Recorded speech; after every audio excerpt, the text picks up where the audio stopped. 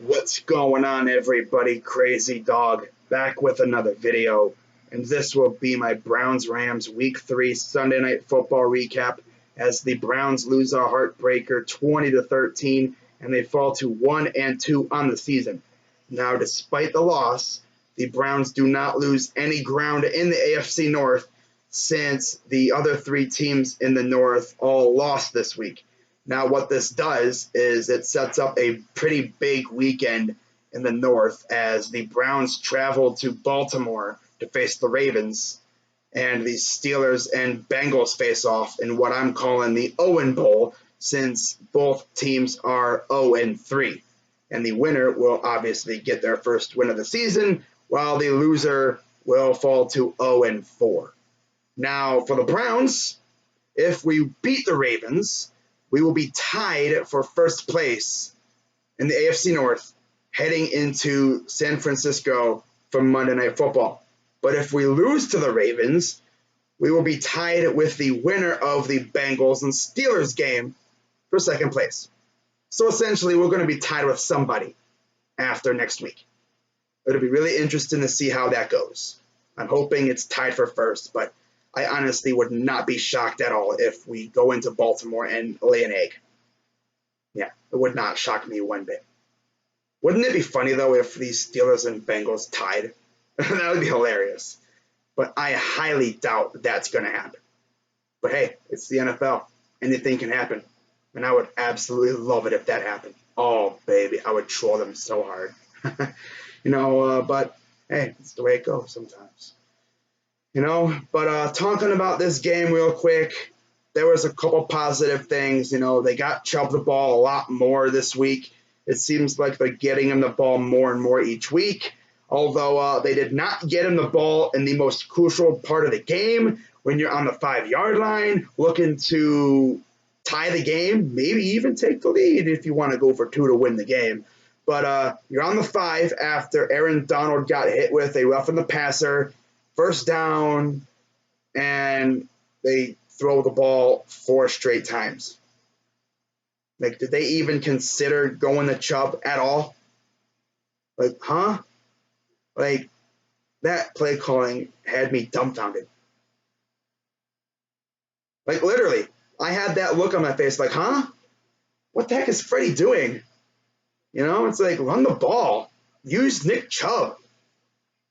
I mean, God, you have timeouts to use. Damn. And, of course, we wound up not getting anything. The only thing that Baker got was an interception put on his stat sheet. Lovely, right? Something is wrong with not only Baker, but this offense. This offense is falling way short of expectations. And if this continues, fans are going to start calling for Freddie to turn over play calling duties to Todd Monken. Yeah, it's pretty crazy, right? I thought Freddie was going to, continue to, be innovative, maybe using some trickeration every once in a while, but he hasn't really done that.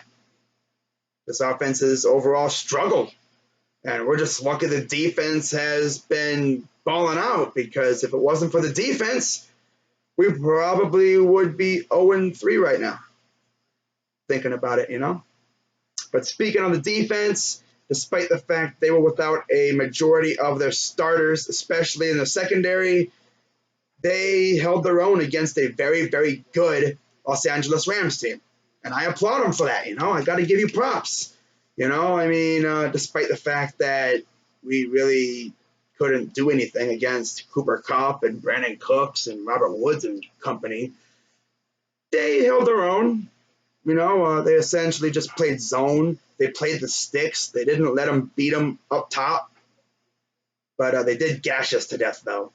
And I did notice that the pass rush did get in a couple times. They were barely late a couple times as well. Myles Garrett got another sack.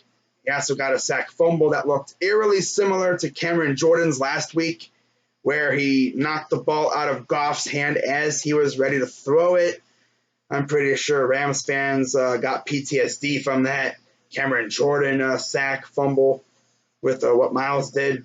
And of course, we recovered it, and we actually tried to take it to the house, but of course we were unable to do so. We also got a couple of interceptions from Justin Burris and TJ Carey. So yeah, despite the fact we were without Denzel Ward and Greedy and Demarius and Morgan Burnett, the defense pretty much held its own. I was really nervous about the safety position. I was confident in our corners. I was scared looking at this safety position without Demarius or Morgan. But for the most part, they did all right. Aside from Whitehead pretty much leaving Cup wide open. And that's what got him that go-ahead touchdown that essentially won him the game. Lovely, right? Yeah. But one thing that really irked me was the play calling. And I've already gone through that. You already know. Baker does not look good. Offense overall does not look good. Defense has been essentially carrying the Browns, which is something that I did not expect to even see. I thought it was going to be the other way around. I thought the offense was going to be doing it all, and the defense was just going to be holding its end of the bargain. But no, the defense is pretty much the life support for the offense.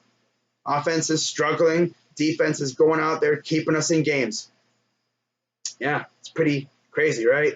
Steve Wilkes is doing a good job with the defense, especially in the pass rush department. They really didn't allow Gurley to kill them, but he did gash him a little bit, much like the passing game. He did get us a couple times for moderate-sized gains, but nothing crazy. And on the other side of the ball, offense, again, looks broken. Jarvis made a couple catches. Odell got the ball a couple times. I'm literally watching the highlights from the last drive. They had the rough and the passer. They essentially gave us the ball at the 5-yard line. And what do? They decide to throw it 4 straight times. Like, what the heck are you doing? Seriously. Are you trying to get fired, Freddie? I know the Haslams are not going to do that right now because, they're probably just going to give you the benefit of the doubt. It's like, oh, the offense is still working through some kinks and, they'll get going soon. Well, you can only say that for so long. And looking at the schedule, it doesn't get any easier. I mean, we could get away with this against teams like maybe the Bills or the Dolphins, the Bengals, but we got some very good teams coming up. And if the offense continues to do that, we're not going to win many more games. Oh, my God. We could literally head into the bye week at like 1-6 or something. Ugh. We could be like 1-5 going into the bye week. Ugh. I think we'll win at least maybe 2 games before maybe the bye week. I don't know.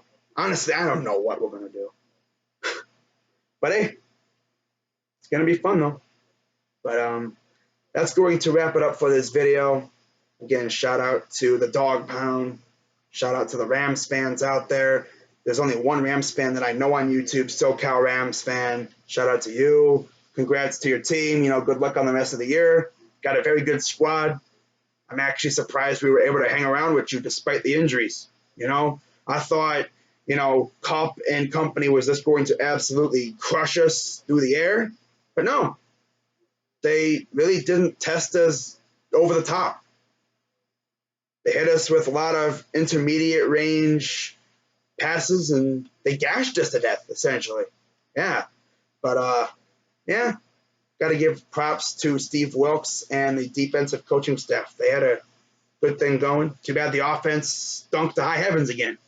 We'll see if the offense can get it going next week against a very good Ravens team, who, by the way, lost to the Chiefs. So they're going to want to get back on the good side of things at their house against a division rival. Should be a good game next week. Again, I am not sure if I'll be able to stream it. I'll probably put it in the community notes if I'm able to stream it or not, probably by Saturday. Same thing goes with the Ohio State game. But, yeah, until my next live stream or video, I'm Crazy Dog 99. Let's go Browns. and I'm out.